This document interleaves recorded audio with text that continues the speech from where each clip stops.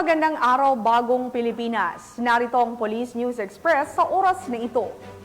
Nanawagan si PNP Chief Police General Romel Francisco Marbil sa gobyerno na magbigay ng mas matibay na suporta at proteksyon para sa mga pulis na labis na naapektuhan ng anti-drug campaign ng nakaraang administrasyon.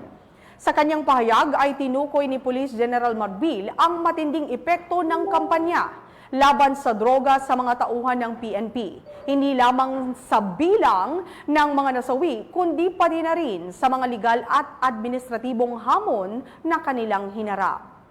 Ayon sa opisyal na datos ng PNP mula Hulyo 2016 hanggang Hunyo 2022, umabot sa 1,286 na pulis ang naapektuhan habang isinasagawa ang kanilang mga tungkulin sa kampanya laban sa droga. Kaugnay dito, nasa 312 pulis ang pumanaw, habang 974 naman ang nasugatan. Binanggit ni Police General Marbil na ang mga pulis na ito ay nagtrabaho ng may dedikasyon at tapang. Madalas ay isinusuong ang kanilang buhay upang mapanatili ang kaligtasan ng publiko.